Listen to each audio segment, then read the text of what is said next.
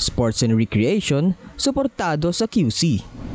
Naging malaking tagumpay ang 4 na araw ng All Aboard Expo 2025. Dinagsa ng Q citizens, board game enthusiasts at mga turista ang game demos, tournaments at workshops mula sa local at international board game publishers. Ibinida ng kabataang Q citizen sa kanilang puso at galing sa Palarong Pambansa 2025 na ginanap sa Ilocos Norte. Mahigit 100 ang pambato ng QC bilang kinatawa ng NCR sa football, boxing, volleyball, baseball, billiards at iba pa. Tuloy-tuloy ang selebrasyon sa QC.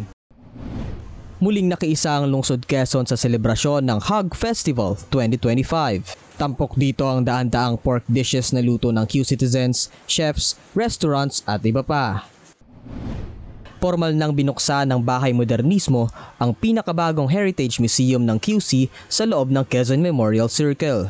Itinayo ang Bahay Modernismo para pangalagaan ang arkitektura at kulturang ipinamana ng ating mga ninuno mula sa mid-century Philippines.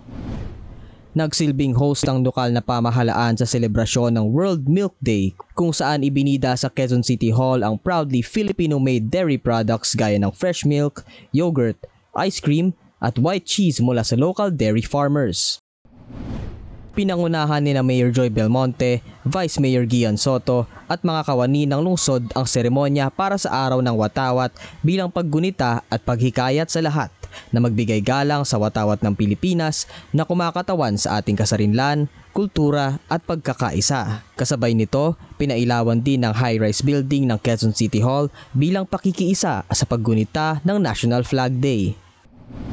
Handa na ba ang kabataang Q citizen sa nalalapit na pasukan? Ibinida sa latest episode ng Usapang QC ang mga back-to-school tips at programa ng lungsod para mas paigtingin ang edukasyon ng kabataan sa QC. Unang sinagawa sa Quezon City ang Grand Ease of Doing Business Fair ng Anti-Red Tape Authority kung saan inihandog ng ARTA ang iba-ibang government services para sa Q citizens.